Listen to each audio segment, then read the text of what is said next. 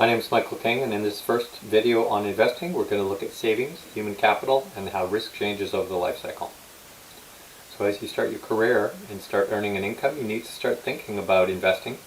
And in this video, we're going to talk about savings in human capital and about risk over the life cycle. So investing is easy, actually. The hard part is saving, because saving means putting off consuming or spending money today in order to be able to have it in retirement. Once you have a full-time job and a paycheck, it's easy to lose sight of that and to start spending it all. So what you need to do is have a financial plan. You may not realize it, but you've already made the most important investment already by investing in your own human capital. By human capital, we mean skills, knowledge, and experience that you have, which you've earned through education, training, and your health. And studies have shown clearly that higher level of education will increase your lifetime income. In Canada, for example, Statistics Canada has found that women earning a bachelor's degree will earn around $25,000 more per year over their lifetime versus a high school degree, whereas men will earn around $28,000. So attending university is a great first start. It sets you up well by providing you with more income, and you're in a better position to save. When it comes to savings, Canadians have been horrible over the past 2 decades. As you can see, from a high of around 20% back in the early 1980s, the savings rate has declined. This is as a percent of your disposable income, so the after-tax money that you have in your bank account. Most people by the mid to early 2000s were spending almost all of it, saving only 2% of what they had hit their bank account. That went up over the next decade to around 4 to 5%, and then dropped again. But we saw a huge spike during the COVID-19 pandemic as people were forced to shelter in place and they reduced their consumption. So really, savings is about being disciplined, and that you should start as soon as you start working and put a plan in place so that you can take advantage of compounding over the many years of your life. Let's find out if you can be by looking at this example.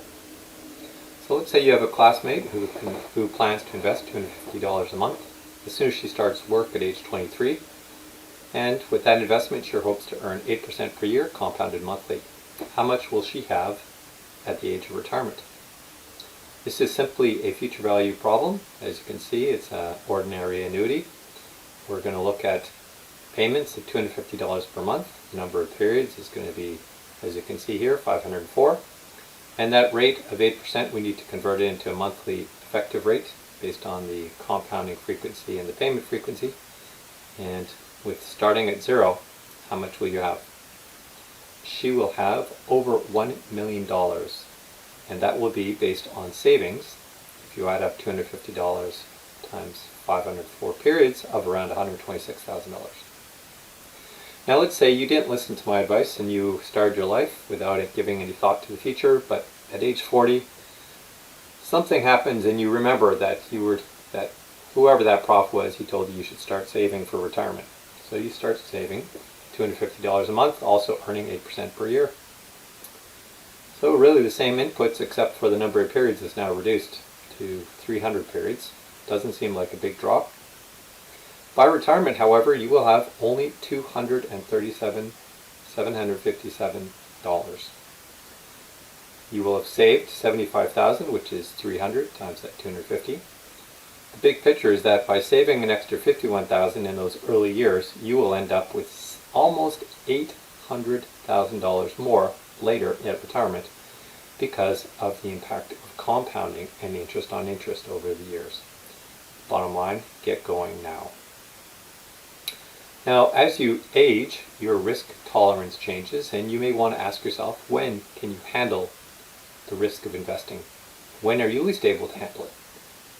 At a young age, you are in a much better position because you don't have any dependents, you don't necessarily have large outgoing expenses, and you have a very long time horizon, which allows you to ride out short-term volatility.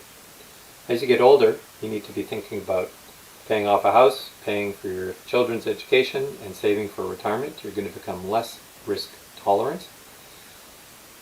Don't forget, you can always reduce a certain amount of risk by investing in a diversified portfolio as opposed to holding individual stocks and bearing idiosyncratic risk. So let's look, what is BlackRock expecting for different asset classes? As you can see, this is over a 30-year horizon. Down the left-hand side, we see the orange are private equity, direct lending and real estate, hedge funds and infrastructure, which are private asset classes or illiquid asset classes you may not have access to. But in the middle, we see equities. And you can see that the equities not only tend to have a higher return expectation, meaning they stretch farther to the right, they also have more risk and more volatility, as you can see in the case of China A shares, stretching from a minus to a positive. Notice that fixed income instruments were typically going to earn you around 5% or less over the coming periods based on BlackRock's assessment. So one of the key messages is that you need to have some form of diversified portfolio, which means you're going to choose different asset classes, and that's going to vary as you age. Notice that at a young age, up to age 40, you're primarily going to have holdings of equities, and this is going to be both domestic, big and small cap companies, as well as international stocks, both emerging markets as well as developed markets. And then as you age, you're going to the equity portion is going to decline, with fixed income growing to the point of retirement where you're going to be mostly focused on bonds. You're still going to hold stocks because you will potentially live in retirement for up to 25 years.